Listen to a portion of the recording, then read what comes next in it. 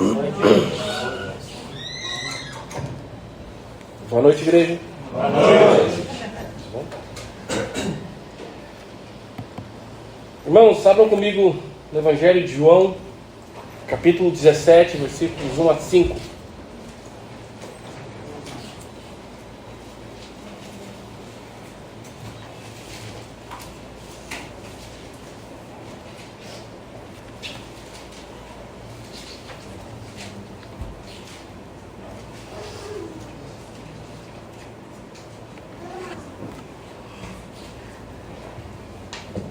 Evangelho de João, capítulo 17, versículos 1 a 5.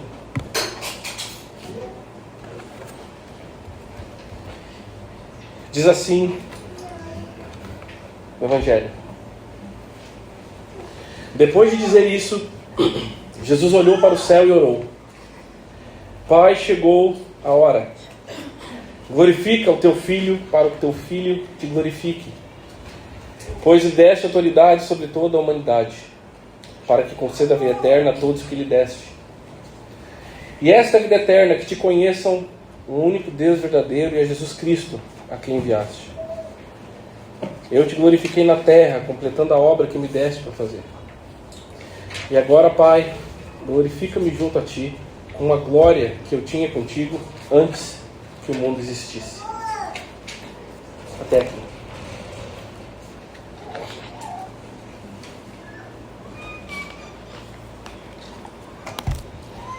Irmãos, vocês viram a cruz ali? A gente começa hoje vamos fazer uma pausa na série de Mateus e vamos ter uma série falando a respeito da Páscoa. E essa série vai até a Páscoa, 5 de abril, no domingo. Então são 4 domingos seguidos, sendo que o terceiro é retiro. Não vamos ter culto aqui.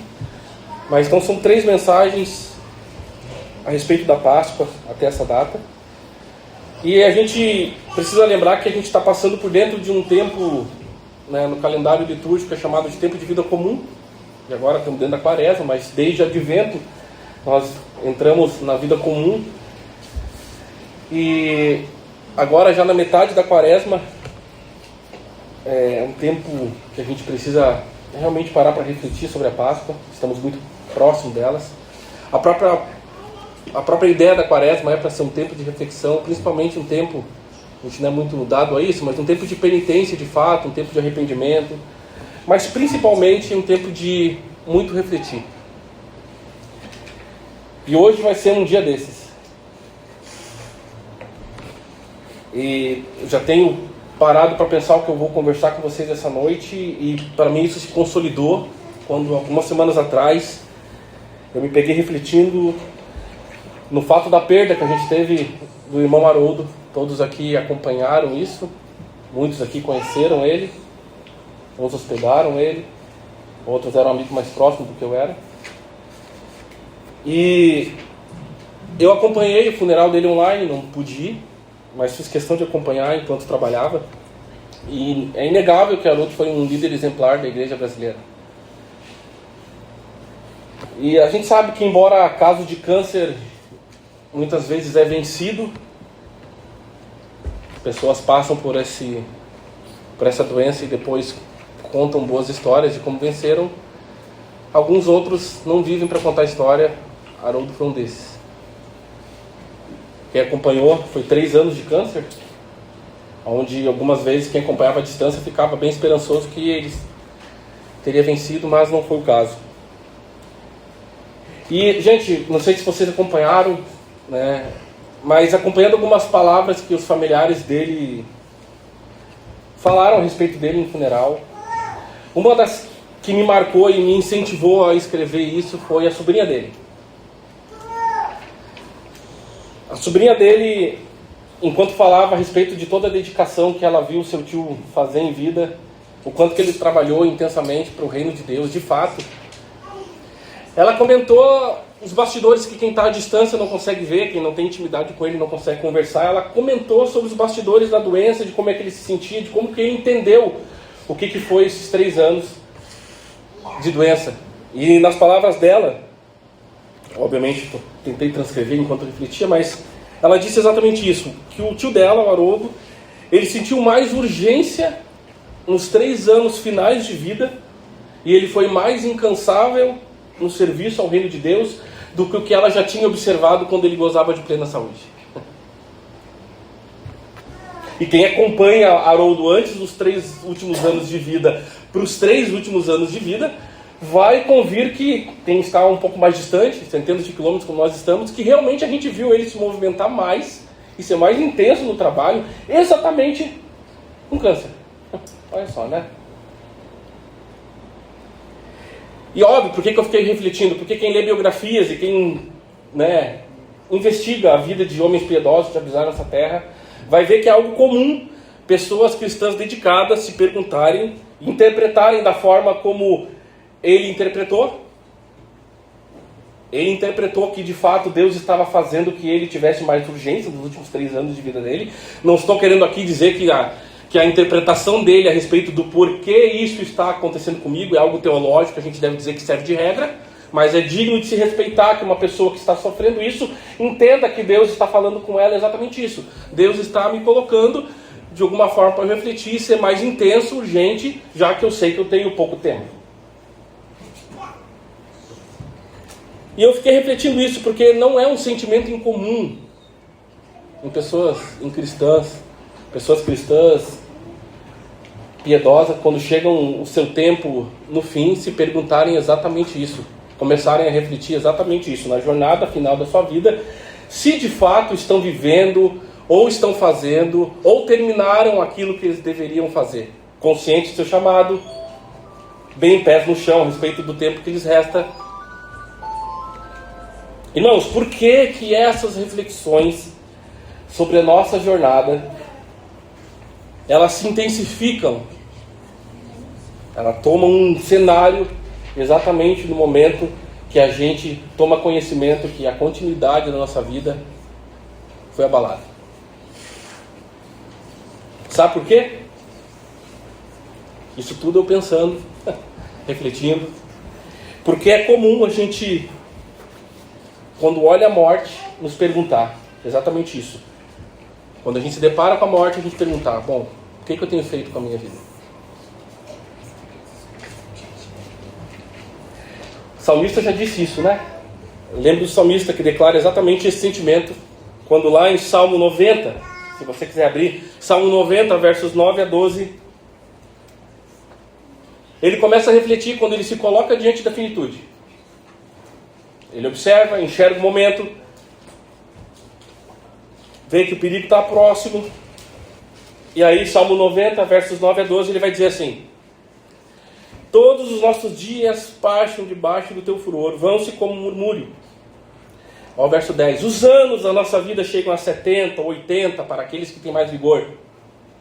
Entretanto, são os anos difíceis e cheios de sofrimento, pois a vida passa depressa, nós voamos. Quem conhece o poder da tua ira? Pois o teu furor é tão grande como o temor que te é devido.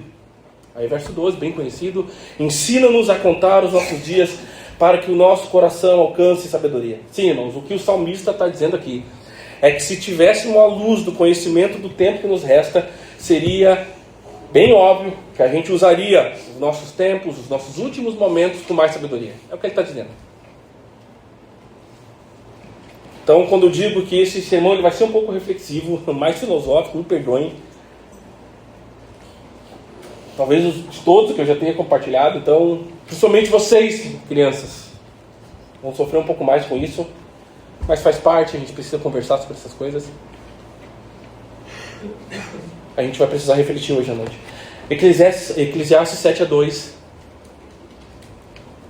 Esse verso me peguei ontem pensando, porque pensa, irmãos, eu estou com isso no coração, e ontem a gente está exatamente num cenário como é isso.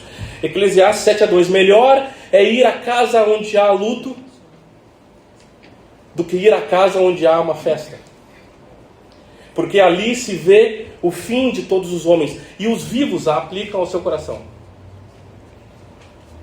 A gente teve uma festa ontem. Isso é muito pertinente, porque um dia após a festa a gente está falando sobre isso. O salmista está dizendo aqui, para quem não entendeu, que se você tivesse que optar na sua agenda entre ir a uma festa, até mesmo uma festa solene, como a festa de um irmão teu que está casando, e você tivesse no mesmo horário um funeral, seria muito mais sábio se você fosse ao funeral.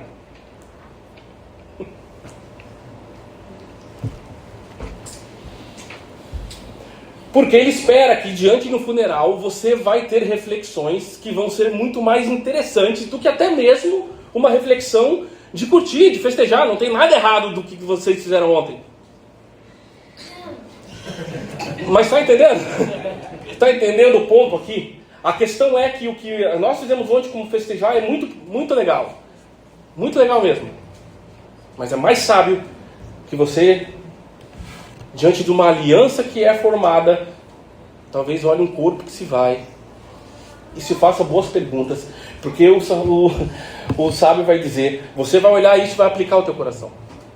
Não sei quantas lições foram aplicadas e marcadas ontem no coração de vocês que presenciaram, mas eu tenho certeza que se você vai com o coração aberto diante do funeral, você sai dali com marcas que você não vai esquecer tão rápido como uma festa. E principalmente se ela é de algum familiar teu, né? As lições ficam mais gravadas, as reflexões são mais profundas, e é o que o salmista está dizendo. Então, todos nós aqui não pensaríamos em qual festa, em qual evento escolher, ok? Vamos ser bem sinceros. Não pude ir no funeral, desculpa, a minha irmã está casando.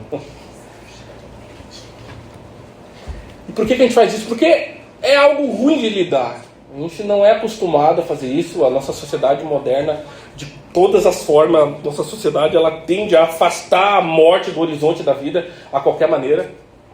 Ok? A gente acaba dando sentido a tudo aquilo que a gente faz, muitas vezes não porque a gente olha para Deus, mas é porque a gente teme que quando a gente se vá à sepultura, nada do que a nossa vida tenha existido fica como legado ou sentido. Então o que o ser humano faz? Ele coloca esperança, ele coloca tudo, um trabalho, status, até mesmo família, enfim, tudo porque quer negar o inevitável. A cama de hospital, uma morte inesperada, súbita, seja lá como for a forma providencial que Deus vai lhe pedir a sua alma. Mas o ser humano, ele tenta fazer isso. Obviamente o ser humano caído, não um cristão, sábio. Então qual a minha missão hoje, irmãos? Depois de uma festa? Sim, é levar todos aqui essa noite a colocar o fim da sua vida diante de si. É um pouco clichê, mas é necessário fazer isso. É uma tarefa pastoral. Muitas vezes a gente nadar contra a maré e falar de coisas que a gente não fala, mas a gente precisa conversar sobre isso. Então eu convido a todos a, de uma forma clichê, já que a gente não faz isso no nosso dia a dia, a gente senta para ver uma série com o nosso cônjuge, mas a gente não conversa sobre essas coisas. Então vamos fazer isso agora todo mundo junto, da forma mais clichê. E se você fosse naquele exame de rotina, né? E eu vi esse aqui, com o diagnóstico desesperado, saísse dali sabendo que você tem 2, 3 anos de vida, ou meses de vida. Quais seriam as conversas que você teria? Quais seriam os medos que viriam na sua cabeça? Um turbilhão de coisas. Bom, se eu estivesse falando e pregando isso com algo acontecendo dessa forma, talvez eu estivesse sendo indigesto. Então é bom, bem sábio fazer isso quando não temos a realidade na nossa frente. Então, se você soubesse, irmãos, quantos dias, meses ou anos estava marcado para você encontrar o teu amado, como que você viria? Como que você viveria? É óbvio que se você ouvisse um diagnóstico desse, a primeira reação seria: irmãos, no grupo, vamos orar, acabei descobrindo. Óbvio, todos aqui fariam isso, ok? Se colocaríamos em um empenho de oração, como foi feito pela vida do Haroldo, até que em último momento Deus determinasse o contrário.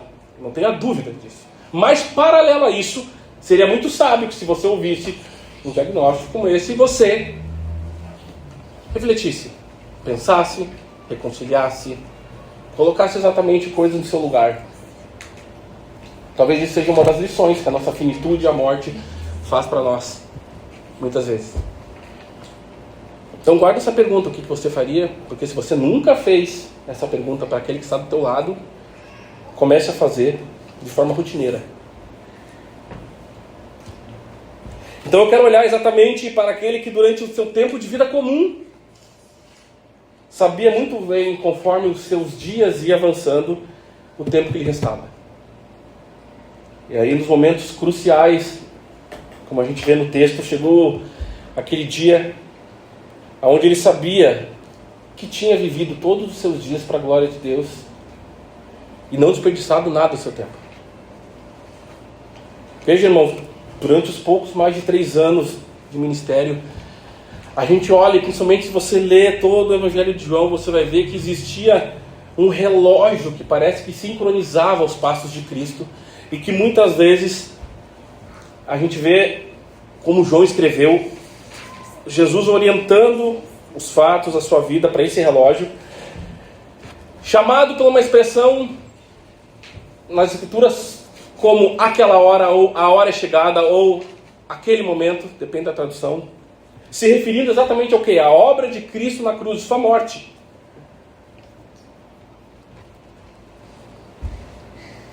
É atribuído, não sei se é verdade, mas é atribuído a Martin Luther King, isso aí a gente vê em várias frasezinhas, né, de rede, que foi ele que disse que quem não tem uma causa pela qual morrer, não tem um bom motivo para viver. Se é dele, é uma boa frase, impacto. Mas é verdade, o que ela quer dizer é às vezes um sentimento que a gente tem no nosso coração, que muitas pessoas que parecem que não fazem nada com a sua vida, não tem propósito algum, parecem gozar de mais anos, enquanto que algumas pessoas que tinham tudo para ainda continuar se doando vão rápido. É isso que eu não sei porque isso acontece abaixo do sol, diria o autor de Eclesiastes, mas é verdade, não é? Pessoas que parecem que não têm nenhum propósito na vida, envelhecem, e outras pessoas que se dedicam a morrer cedo. Parafraseando, é isso que ele estava querendo dizer, se foi ele que disse isso mesmo. Então, irmãos, eu quero me direcionar a você que sente que não está vivendo de uma forma para a glória de Deus a gestão do teu tempo e da tua vida.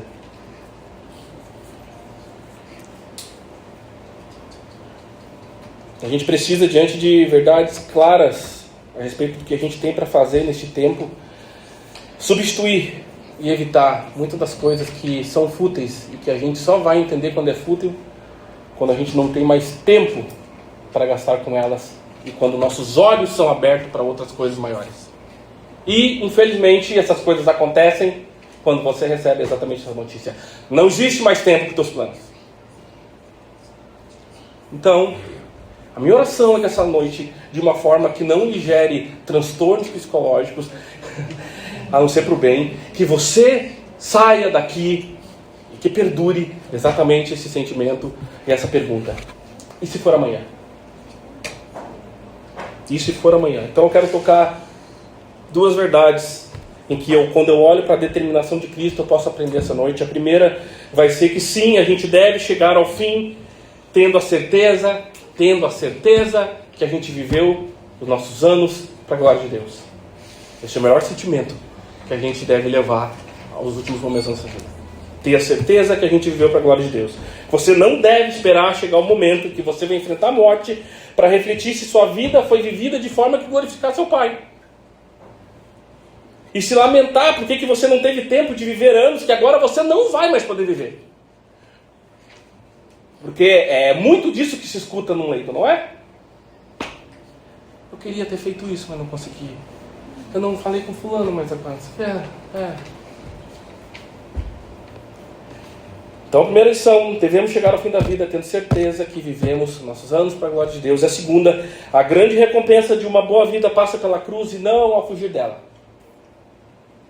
E aqui basicamente eu afirmo, tomar a sua cruz e seguir a Cristo é o único caminho mostrado pelo exemplo de Jesus, que nos leva a uma vida onde Deus é totalmente e devidamente exaltado a partir de nós. Então, enquanto você se coloca nessa cena dos seus próprios instantes finais de vida, vamos refletir como Cristo viveu a sua. Vamos para o texto. Primeiro, deixa eu lembrar para vocês, irmãos, a singularidade dessas palavras, dessa oração de João 17. É certo que todas as Escrituras Antigo Testamento, o Novo Testamento é a palavra de Deus. Mas não esquecemos que foi nos dado um capítulo bem robusto, inteiro, no Evangelho de João, para a gente ver a oração da pessoa mais importante que já pisou nessa terra, com o conteúdo mais importante que alguém já orou. Spurgeon dizia que toda a Escritura é ouro, mas esse capítulo, essas palavras, é como se fosse uma pérola colocada numa coroa de ouro. E isso é óbvio porque estamos diante das palavras de Cristo orando intimamente ao seu Pai. E nenhuma oração da história, eu posso te garantir, feita pelas pessoas mais admiráveis, não só pelo conteúdo, foram tão importantes por causa do santo que dirige essas palavras. Se o Pai Nosso é importante para a gente saber como orar, aqui a gente tem Cristo dando exemplo do que Ele, numa oração aberta, orou. E o que é a oração, irmãos, mais importante, feita pela pessoa mais importante, pelo santo mais importante da história? O que ela mostra logo no seu início? Quando Cristo abre sua boca para tornar pública a sua oração, porque ele poderia ter orado em silêncio essas palavras. Ok? Ele poderia deixar para abrir a boca em público somente quando entrasse você nelas. Seja ora para que eles não se percam, entendeu? O que mostra seu início? O que esse texto aqui martela em nós é a centralidade de Deus nas suas próprias afeições. É isso que está sendo registrado nas primeiras palavras que saem na oração de Cristo. Sim, essa oração nos mostra que o coração mais apaixonado pela glória de Deus é o coração do Deus Filho. E por que eu afirmo isso? Por quê? Porque o primeiro pedido de Cristo, ao estar consciente de que o madeiro estava à sua espera, foi pedir para que o Pai fosse exaltado. Quem quer morrer logo mais? Quem quer ser açoitado logo mais? E existe algo que fortalece essa verdade, principalmente quando a gente olha para o relato único de João e compara com os outros momentos, os outros sinóticos ali nos evangelhos, Mateus, Marcos e Lucas, a respeito desses mesmos momentos. Se você se lembrar aqui, a relação de João 17 e correlacionar com o que está acontecendo lá em Mateus, Marcos e Lucas, você vai ver que esse momento aqui é o momento que antecede o quê? A cruz. E o que é o momento que acontece a cruz, que é narrado em oração por Cristo nos outros evangelhos? Você vê lá em Mateus, Marcos e Lucas, Jesus sendo direcionado exatamente para um monte de Getsemane para fazer a sua oração, e os seus discípulos dormem. E o que a gente tem lá relacionado para nós a respeito dessa conversa toda é bem mais curto. É o quê? Pai, se for possível, afaste de mim esse cálice. Mas não seja feita a minha vontade, mas seja feita a tua. Parece que estamos lendo relatos totalmente diferenciados, não é? A gente, lá nos Mateus, Marcos e Lucas, a gente tem uma oração onde é enfatizado o quê? A humanidade de Cristo, quanto que ele estava para sofrer, diz que ele suou gotas de sangue, parece que ele titubeia, né? Mas no final das contas ele quer glorificar Deus para que ele seja exaltado. E aqui, irmãos, não vai ter nenhuma dica de sofrimento de Jesus, agonia pessoal ou dor física. Não são eventos distintos, apenas a forma como João está escrevendo e relacionando esse evangelho. Sabemos que a hora está lá, ele vai sofrer, vai ser uma hora dolorosa, mas João relata como se fossem os bastidores por trás da expressão de Getsemane. Todavia, não seja feita a minha vontade, mas a tua. João relata então uma forma de Cristo enxergar a situação e passar por ela que sobrepassa a agonia que é relacionado e relatado pelos outros. Com a verdade que sobrepassa as outras palavras, aqui na versão de João, que Deus vai ser glorificado, que o que vai acontecer, e isso basta para roubar a cena.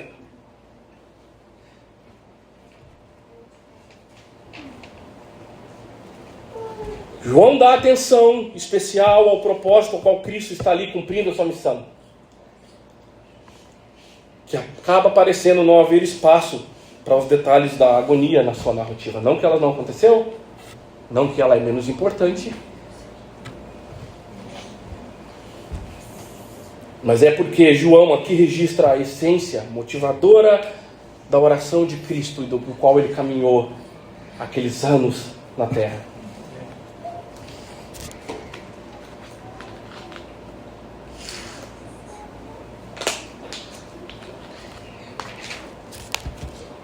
E o que temos aqui em João é que existe então uma relação da fala de Jesus nos outros evangelhos. Faça a sua vontade com glorifique o teu nome. Ok?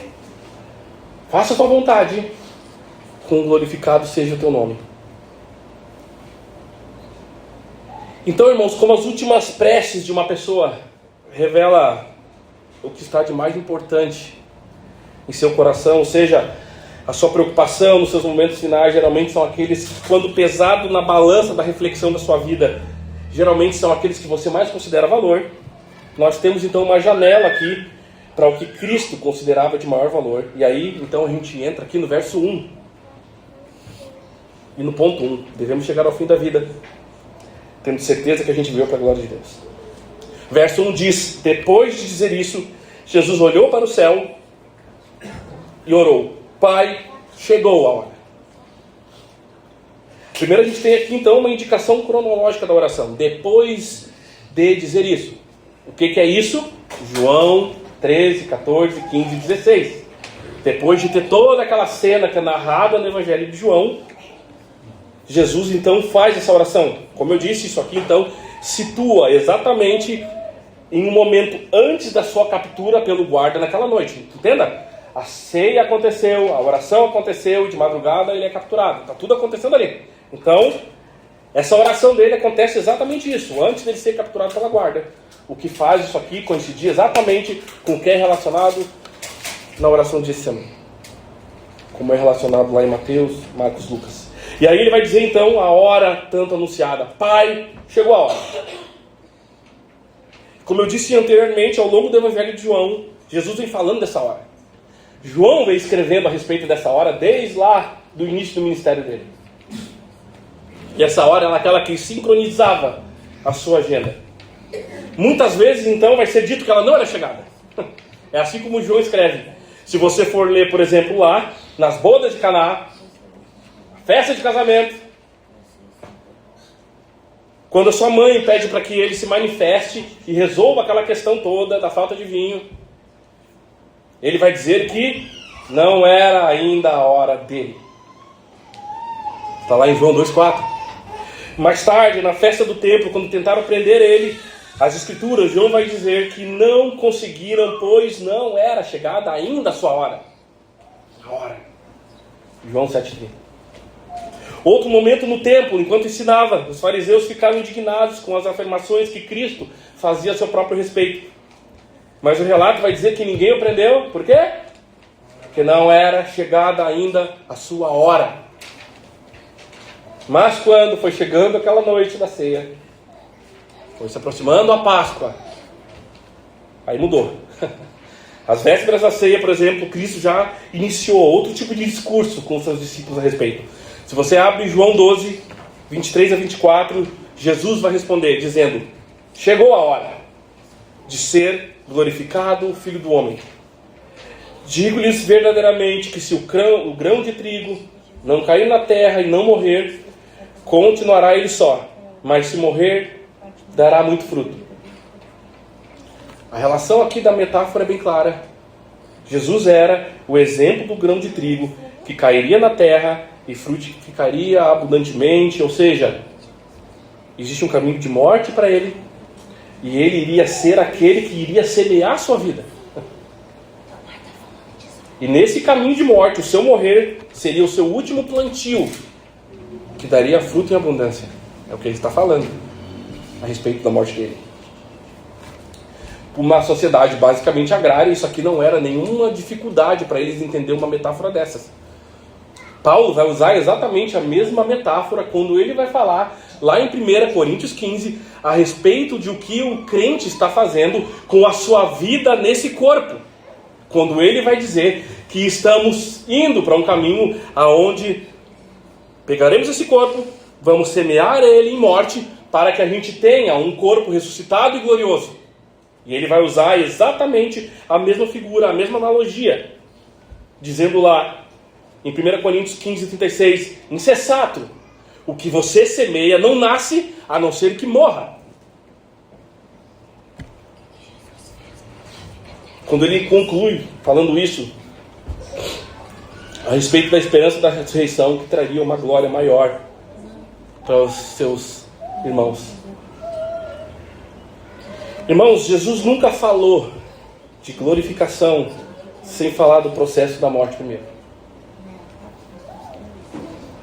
Na verdade, o instrumento que seria usado para a morte e punição e que se transformaria no meio pelo qual ele seria glorificado foi adotado como condição para todo e qualquer seguidor dele que se colocaria na jornada. Tomai a sua cruz e siga-me. Estava relacionado exatamente com o fato dele viver a sua última hora para glorificar o seu Pai. Esse era o chamado, a condição para o discipulado. A hora chegada para Cristo significava o momento crucial da sua missão encarnada. Veja, no plano eterno de Deus, quando Ele entra no nosso tempo, aperta o start do relógio dele lá no advento. O que estava em contagem regressiva exatamente chega naquele dia na cruz da Páscoa como seu último momento, como sua última hora.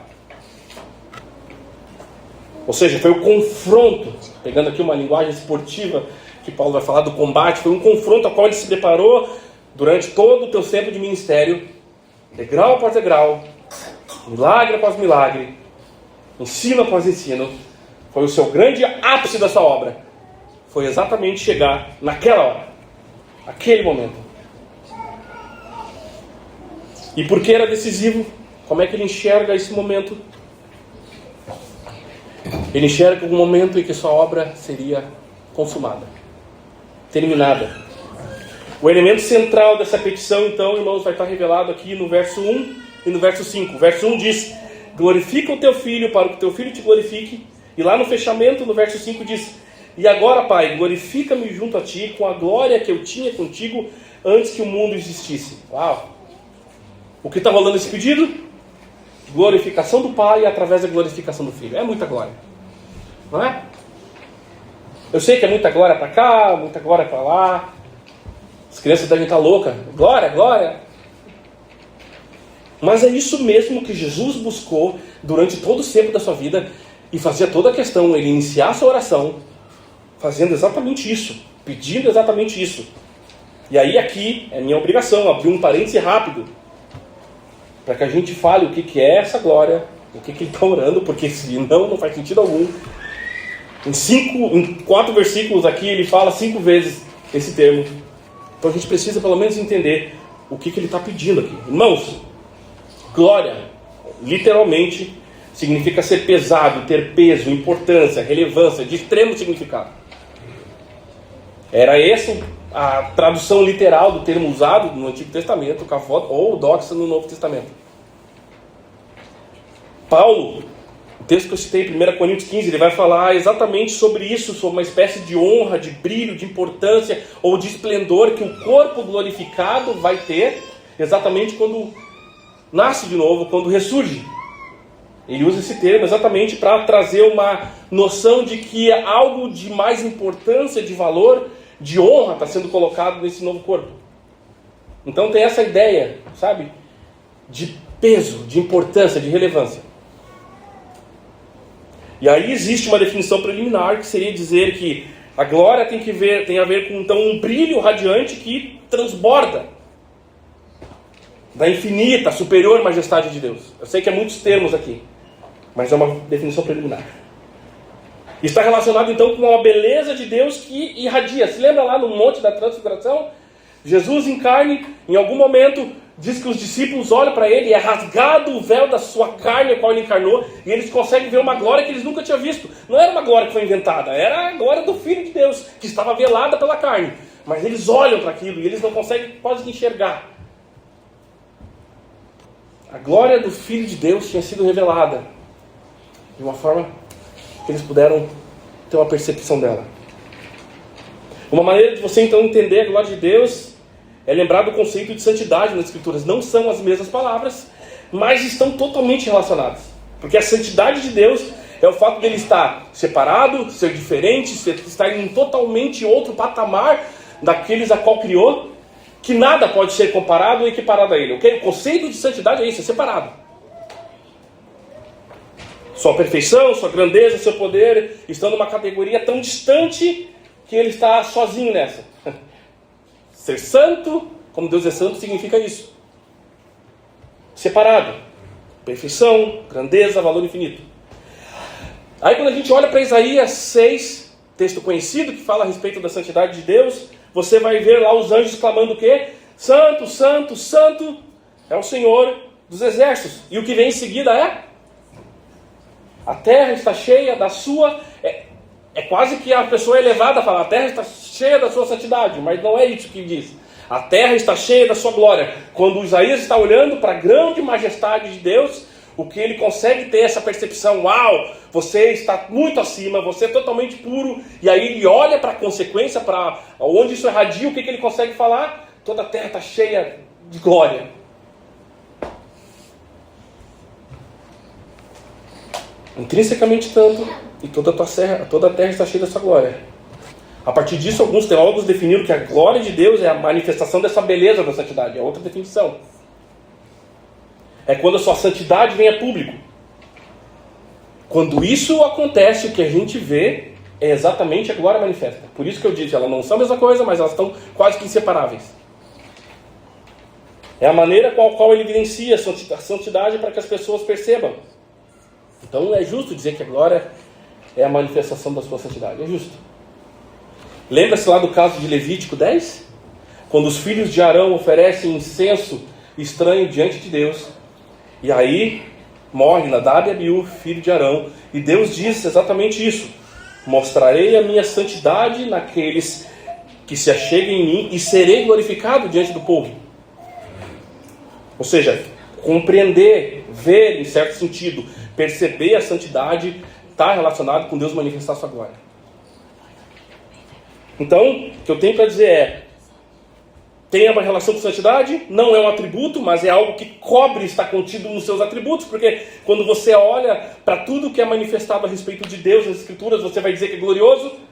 A gente tem a palavra dizendo que a sua graça é gloriosa, em Efésios 1:6, está falando que o seu poder é glorioso, ou seja, a forma como Deus se revela em tudo aquilo que Ele é e faz, traz consigo beleza infinita.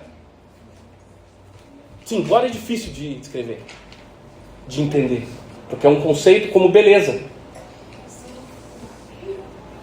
Não é feito para você ter palavras para definir, mas olhos para ver. Coisas que se explicam com um olhar.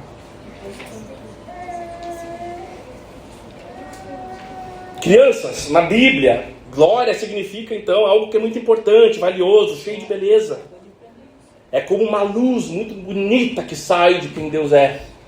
Sei que vocês estão aí, o que é glória, né? É como uma luz muito bonita que sai de quem Deus é. Eles viram a glória de Jesus então como uma roupa de luz que cobre quando Ele se revela. Imagina, crianças, o sol. Ele não é apenas uma bola de fogo, mas ele é tão magnífico que o brilho dele ilumina tudo ao seu redor. Agora, entendendo o que dizer por glória, a grande pergunta é então, o que seria glorificar? Porque esse é o pedido que Cristo está fazendo aqui. É o pedido principal da sua oração. Primeiro, deixa eu dizer o que não é glorificar. Fica mais fácil. Glorificar não é o mesmo que embelezar. Eu posso pegar lá a minha sala, o meu cômodo, e tornar ele mais belo, bonito para receber vocês. Você não pega Deus e torna ele mais belo para que ele seja compreendido. Você não pode fazer isso com ele. Então não é o mesmo conceito que embelezar.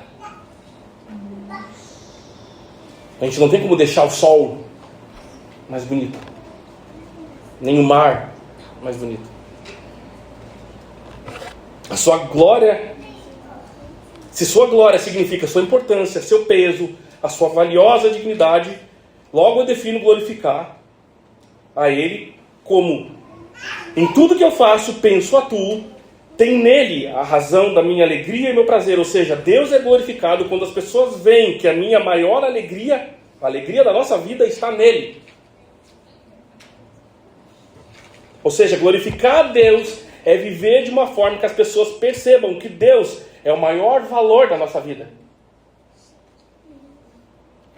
Ou significa que a nossa motivação última no nosso proceder de vida é demonstrar o quanto que Ele é belo e fazer isso de forma concreta. Entenda isso. Se você encontra maior satisfação no trabalho, na família, na fama, no dinheiro, na comida, na saúde ou na própria vida, se você encontra mais satisfação em qualquer uma dessas coisas do que em Deus, quando as pessoas olham para ti e olham a forma como tu vive, a forma como tu se relaciona com as pessoas, como tu ama sua esposa, e de alguma forma elas não conseguem ver que Deus é mais apaixonante na sua vida do que essas pessoas, você está glorificando essas pessoas e não a Deus. Deu para entender? O que é glorificar Ele? Então, tendo em vista o que significa glorificar, glória, agora a gente começa a olhar para o que Jesus estava pedindo. Quando as Escrituras dizem que foi chegada a hora e que nesse momento algo se consumou, é porque Jesus se moveu e trabalhou para que naquele momento tudo pelo qual ele viveu o seu ministério chegasse ao clímax e apontasse como um holofote para Deus, não para as pessoas, um holofote para Deus, para o seu Pai, e mostrasse o quanto que ele é belo. Isso estava em seu coração às vésperas da morte. Aí a gente chega na cruz e a gente pode entendê-la. Aí a gente chega na cruz e vai entender o que significa glória. A gente vai ver que o pedido de glorificação própria, ou seja, glorifica o Filho, para que o Filho te glorifique. Esse pedido maluco, né? Era, na verdade, glorificar ao Pai, ou seja, exaltar a sua justiça e a sua graça de uma forma que nenhuma outra ação na terra e nem na sua própria vida de Cristo tinha feito até então. Ou seja, o pedido de Jesus, glorifica o teu filho, para que o teu filho te glorifique, irmãos, é a maior intercessão que alguém já fez pela tua vida, sem pronunciar necessariamente o teu nome. Não foi ele dizendo, livra-os do mal, não foi ele dizendo, torna-se um, foi ele dizendo, olhando para Deus e falando, glorifica o teu nome, foi a maior intercessão que ele fez por ti. A maior oração que alguém já fez por ti. Era exatamente tirar o teu nome e deixar ele ali bem de forma indireta. Por quê? Porque ele, glorificando o nome do Pai, naquela cruz, traria para você o maior benefício que alguém já poderia ter pedido para ti em vida. Talvez a tua mãe, quando orava por ti, que tu era desviado, poderia se aproximar a um pedido desse. E por quê? Por que era o maior pedido que alguém já fez para nós, por ti, nessa oração, nesses simples versos? Porque implícito nessas palavras está a oração para que Deus aceite a sua carne voluntária naquela cruz e que use desse sacrifício para declarar a sua graça aos homens, magnificando a sua beleza, restituindo o Filho, a sua glória pré-encarnada. E Deus, ao trazer o Filho para a sua glória pré-encarnada, Ele levaria junto com Ele pessoas que estavam mortas. Aquela oração dele, glorifica teu Filho, aceita essa oferta, é para que você saísse do túmulo. Jesse, explica para mim melhor o pedido de glorificar o Pai ao Filho tem a ver com o nosso maior benefício. Duas razões. Primeiro, ele glorificaria o Filho pelo fato de tornar Jesus a maior manifestação visível do amor redentor de Deus. Nunca você terá nenhum outro tipo de demonstração de amor, de manifestação, de quanto que Deus se importa contigo. Mesmo que um parente, um amigo dê a vida por ti. Ninguém tem maior amor do que esse de dar a vida para o seu amigo. Um amigo pode dar a vida por você e demonstrar que te ama, só que ele não é filho de Deus. Ele não é um santo, numa categoria totalmente outra. Ele é um igual contigo. Então ele morreria, um por um, legal.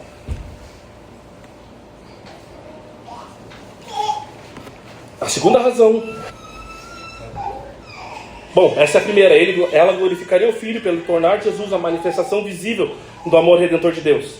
Ou seja, Deus seria glorificado em Cristo, pois esse é o fim último da nossa salvação. Louvores eternos à graça dele. Irmãos, Romanos 15, 8 a 9.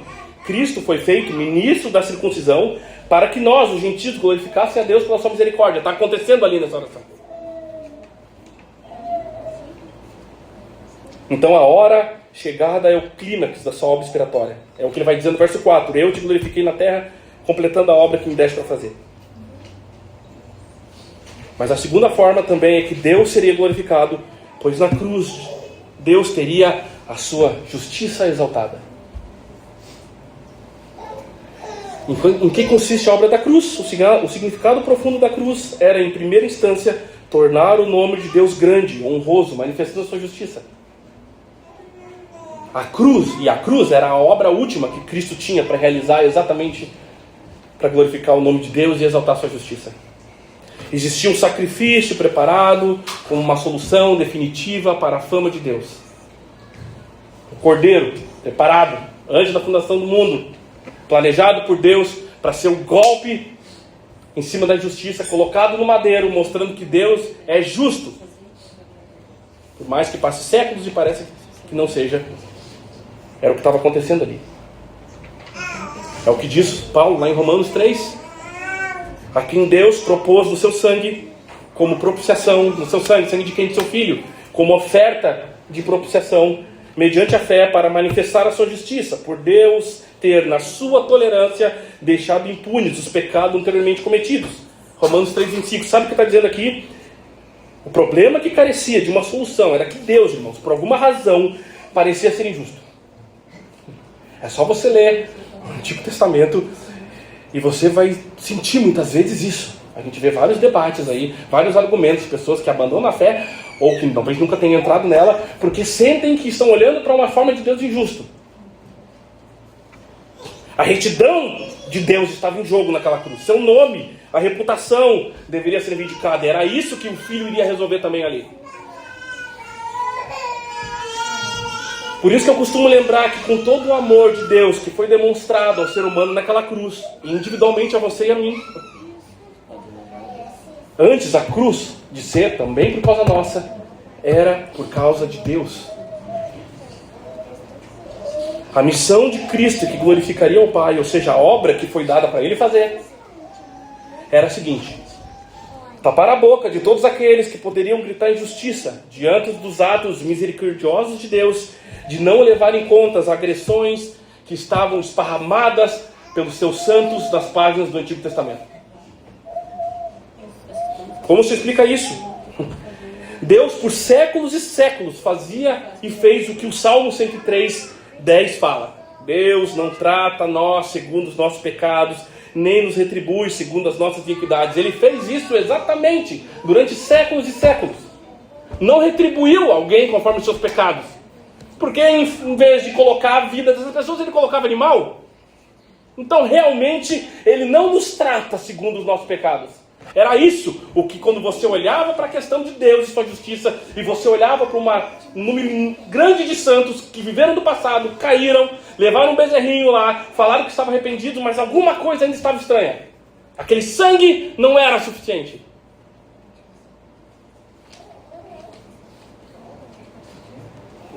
Parecia que ele estava ignorando milhares de pecados. Ele os tinha perdoado, permitido às pessoas viver, não os castigando. A essa altura a gente deve saber, todos estamos, a maioria aqui são crentes, estamos nessa igreja há bastante tempo, a gente deve saber que todo pecado é depreciador da glória de Deus. E deixá-los impunes grita até a nós, o nosso senso de justiça, que tem alguma coisa que não ficou para trás e que foi esquecido, não é? A questão que temos que encarar, irmãos, não é a existência de alguns episódios radicais de como a ira de Deus é derramada e aí fulmina Nadab, Abiú, ou mata o coitado de Uzá, que achou que a sua boa intenção e as suas mãos sujas era melhor que o barro ao segurar uma arca. A questão não é esses poucos casos. A questão é por que só poucos casos?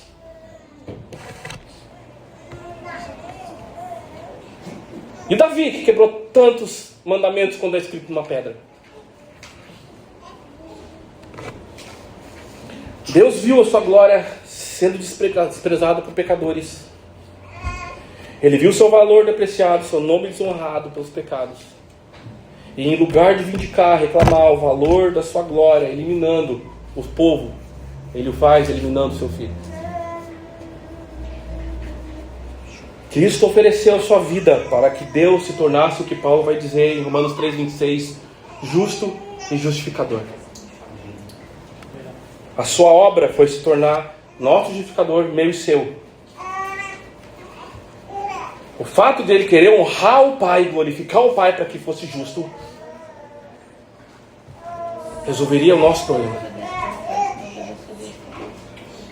Não existe maior obra que alguém fez em vida que serve para mostrar o que viver e se entregar para outros e glorificar a Deus podem de fato coexistir. Isso a gente vê exposto na cruz.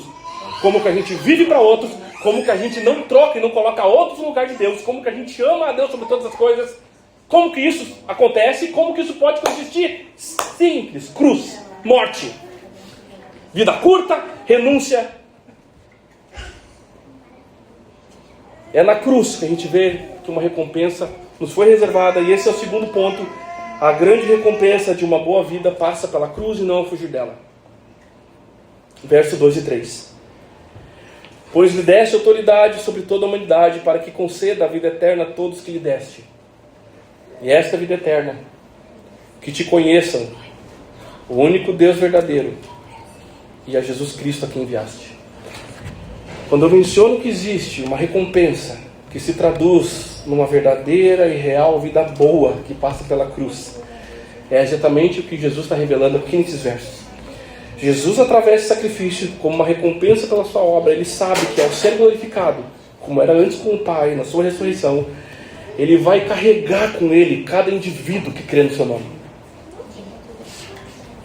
E nesta relação, ele concedeu uma relação com o Pai para toda a eternidade, para aqueles que se aproximam dele pela fé.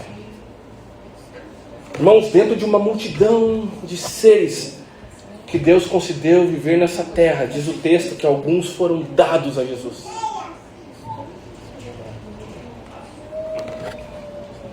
E a estes que nasceram de novo, colocaram sua fé em Cristo, estão reservados a recompensa de uma vida eterna, conhecendo e prosseguindo em conhecer a beleza desse Deus verdadeiro. Veja o que o texto define aqui: vida eterna, recompensa não somente em questões de temporalidade dela ser interminável. Embora isso está implícito quando a gente fala de algo eterno, mas aqui ele está dizendo que vida eterna está relacionada com o fato de forma temporal, de forma eterna, ter comunhão e relacionamento.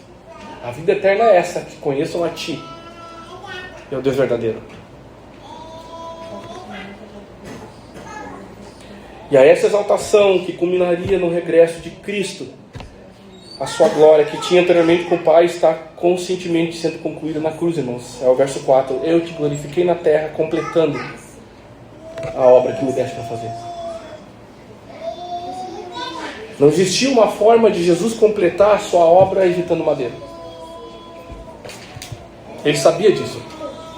Em João 12, ele falou, em João 12, 27, ele diz: agora meu coração está perturbado. O que direi? Pai, salve-me nessa hora? Não. Eu vim exatamente para esta hora. Qual hora?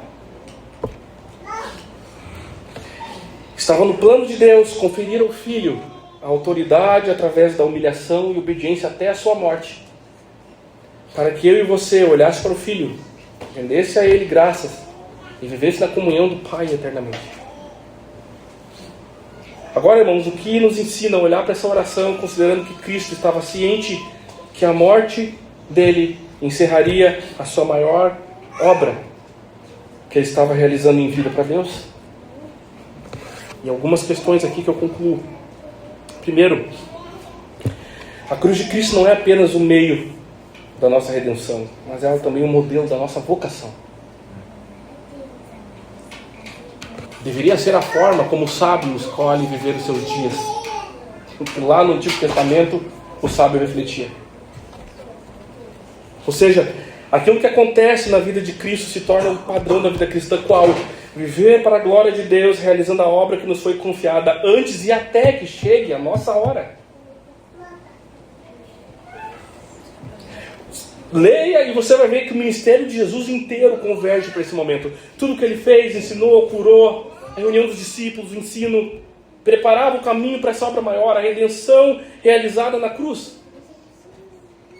Por isso ele vai declarar depois, mais lá tarde, João 19:30, está consumado. Já pendurado na cruz do madeiro, expirando o seu espírito, ele disse, acabou, completei, terminei a boa carreira, completei o que fui colocado para viver.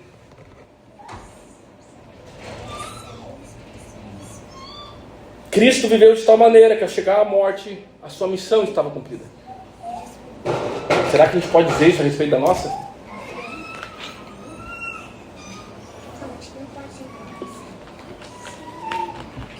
Isso nos leva de volta à pergunta que a gente colocou lá no início, que ecoa na nossa própria existência. Se a nossa vida terminasse hoje, poderíamos dizer que estamos vivendo a obra que Deus nos deu para fazer, ou lamentaríamos?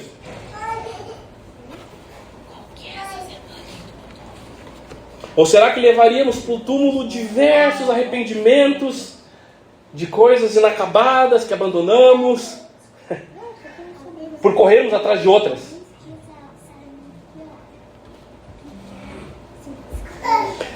Se a gente voltar à reflexão sobre a finitude, a brevidade da nossa vida, a cruz intensifica ainda mais essa pergunta existencial. A nossa vida também tem uma hora. Ok? A gente não sabe quando ela virá, não sabe a forma e a condição que ela vai se dar, como ela vai se apresentar, mas sabemos que ela virá. Ok?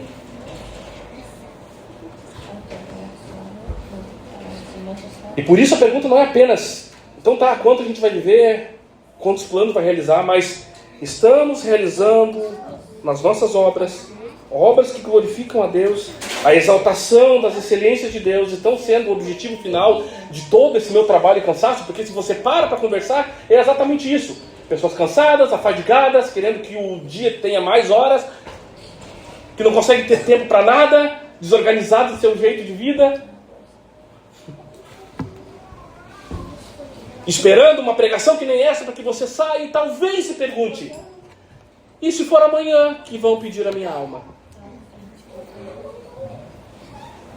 E se for amanhã?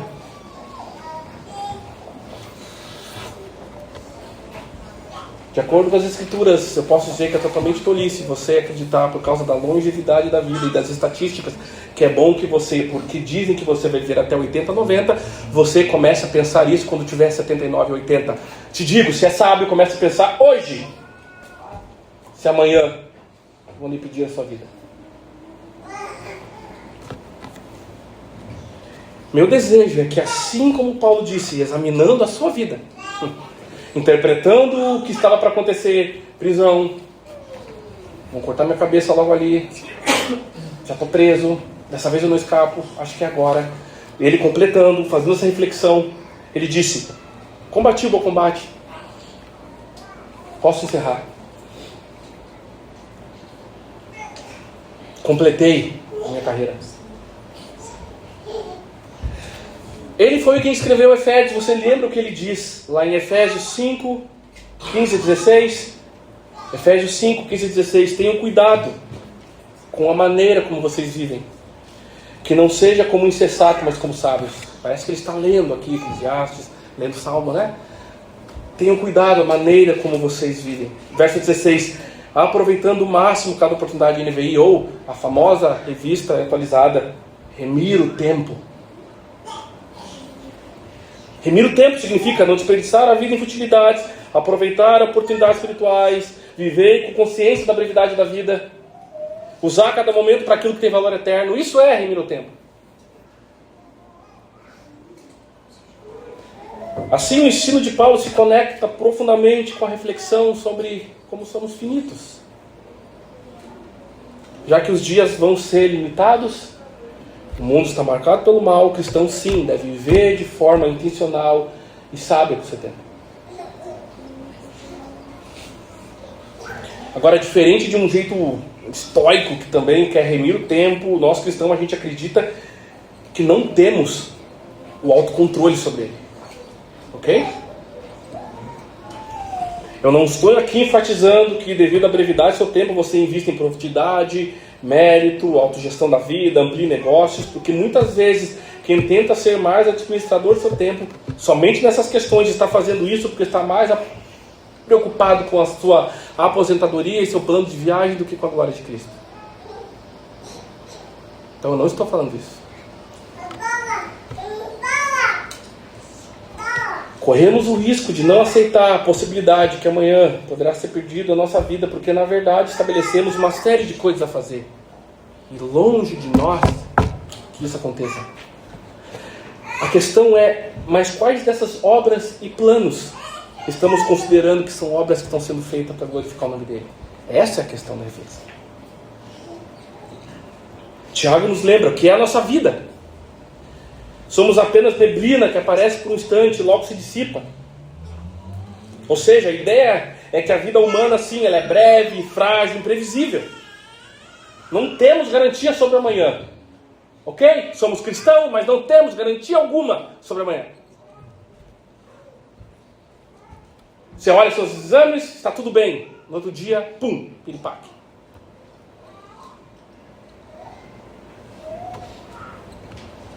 Por isso Tiago ensina que todo planejamento, ele não é contra, mas todo planejamento deve ser feito com humildade diante da soberania de Deus. E deveríamos considerar Deus nos nossos planos.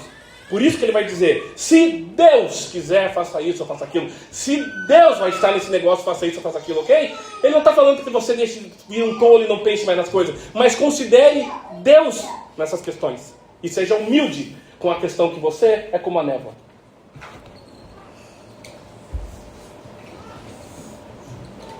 O tempo não nos pertence, ele está na mão de Deus.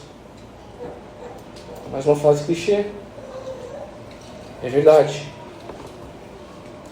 Talvez não tenha tido outro jovem que tenha aprendido isso tão cedo, irmãos, como foi o teólogo puritano Jonathan Edwards. Quando ainda moço, entre seus 18 a 20 anos, eu fico me lembrando que eu fazia com 18 a 20 anos, quando eu olho para a biografia e para os diários dessas pessoas. É uma distância abismal de mentalidade, de maturidade, mas quando moço, ali entre seus 18 e 20 anos, ainda jovem, ele parou para refletir que o mundo e suas tentações poderiam de fato desvirtuar sua vida, de ele ter um foco que glorificava a Deus. Se você já leu as obras de Edwards, você vai ver que é exatamente isso. Ele escrevia, ele foi o teólogo da glória de Deus, escreveu mais do que qualquer outro, talvez a respeito da glória de Deus. E ele, com esses seus 18 a 20 anos, ele escreve 70 resoluções, 70 determinações ou convicções que ele colocaria o pé, bateria com a força do Espírito Santo e falaria, eu vou seguir isso. Com 18 a 20 anos ele escreveu 70 resoluções. E sabe o que ele fazia? Semanalmente ele lia 70. E no começo do ano ele fazia um balanço de como é que tinha sido o ano anterior dele, para ver se ele seguiu nas resoluções, se ele se santificou através das resoluções, se elas levaram ele para alguma forma abandonar mais distrações, o pecado e se tornar mais santo para Deus. É o que ele fazia com a primeira semana do ano dele, pelo menos é o que está registrado nos seus diários. Agora, quando você para ler algumas dessas resoluções, imagina, 18 a 20 anos. Algumas delas estavam agrupadas ou relacionadas a respeito de tempo. A resolução 5, ele escreveu assim: resolvo nunca perder um momento de tempo, mas aproveitá-lo da maneira mais proveitosa que eu puder. A resolução de número 7 e 9, que faziam com que ele tivesse sempre preparado para essa hora final. Ele diz assim na resolução 7: resolvi nunca fazer qualquer coisa da qual eu devesse ter medo, caso esteja vivendo a última hora da minha vida. Na 19, ele não fala sobre a última hora da vida, mas caso ele estivesse vivo no retorno de Cristo, ele fala assim: resolvi nunca fazer qualquer coisa da qual eu devesse ter medo, no caso de não restar mais do que uma hora para que eu escute a última trombeta. O que ele está querendo dizer aqui? Que ele colocou como uma convicção, ainda como jovem, não fazer qualquer coisa que trouxesse remorso, caso ele estivesse pronto a morrer, ou se encontrar com Cristo nos ares. Os estudiosos de Edwards vão conferir no seu diário e dizer que ele talvez seguiu com essa prática até o final da sua vida. Lendo-as, repetindo para si mesmo, orando em cima delas. Ele sabia que se ele colocasse a viver isso, ele teria orientado a sua vida para fugir de qualquer outras distrações do tempo.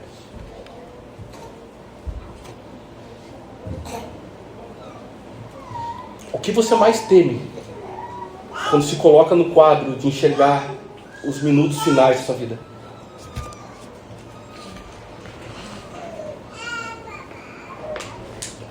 O que você mais teme? A herança que não irá deixar? A família que não vai deixar formada? Os projetos que não terminou? As coisas que não adquiriu? É bem mais possível que a resposta dada para essas reflexões sobre a tua última hora sinalize o que é mais importante para você. E é nessas respostas que você vai dar que você deve basear o seu relógio, sua bússola, sua orientação. É bem mais provável que ao refletir sobre essas coisas seja mais revelado sobre a sua real, atual e verdadeira confissão de fé do que você proferiu nas águas do batismo.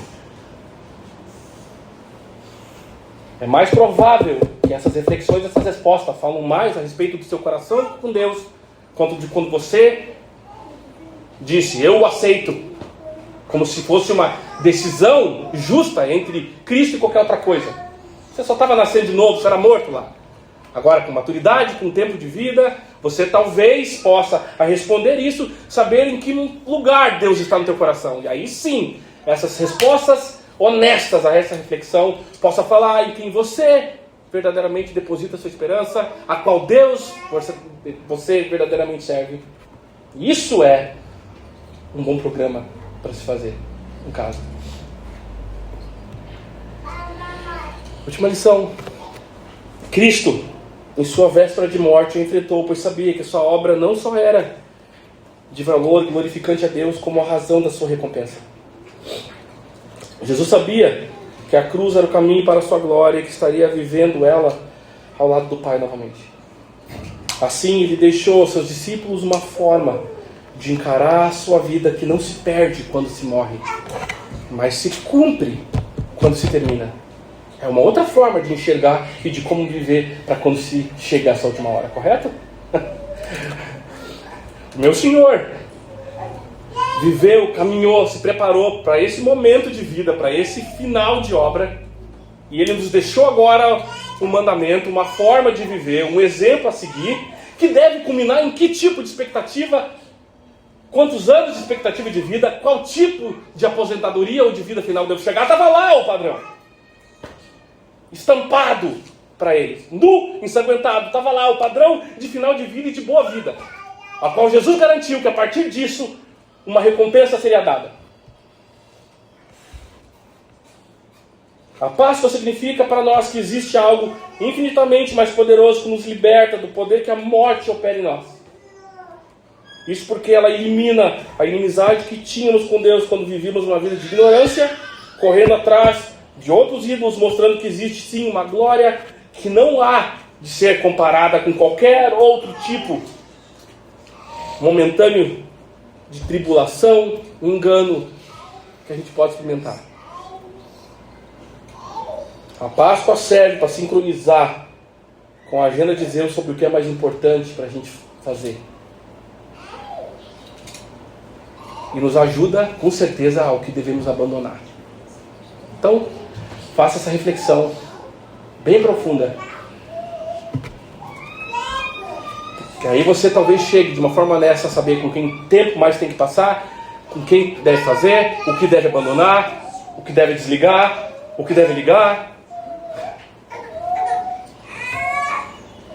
Uma reflexão final. Cristo sabia o seu tempo final, nós não. A vida nos é dada sem que a gente conheça o seu término. Por isso a gente é tentado a viver como se o tempo fosse limitado, adiando decisões espirituais, reconciliações, prioridades eternas, não é? Mas eu acredito que tem uma boa razão a gente não saber. Nós não sabemos quando a nossa hora chegará, e talvez essa seja uma misericórdia de Deus, porque se a gente soubesse o dia exato, é bem provável que a gente viveria de forma negligente até que essa hora se aproximasse. mas não sabendo. Somos chamados a viver cada dia como um dom precioso, orientando nossas prioridades pelas coisas que pertencem a Deus. Fé, santidade, serviço, amor ao próximo, fidelidade, a missão que nos confiou. Eu tenho certeza, se todos aqui soubessem exatamente que falta pouco, que pode ser amanhã ou depois, não deixariam de estar se envolvendo em mais comunhão, se envolvendo em serviço, se envolvendo na obra de Deus, mas a gente não sabe. Não é? Então a gente faz o que quer, vive como quer.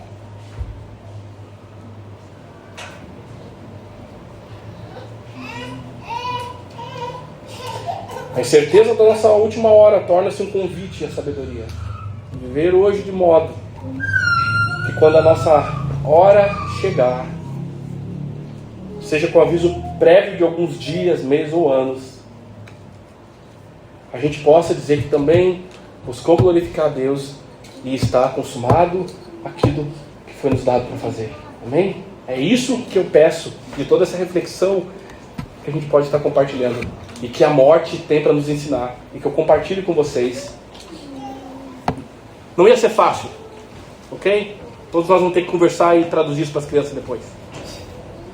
Serve para qualquer um. Como eu disse, é tolice acreditar que isso aqui só serve para quem está com os cabelos brancos mais perto da hora. Não é sábio pensar dessa forma. Ok? Amém. Feliz Páscoa. Estamos entrando, chegando perto. Deus abençoe. Amém.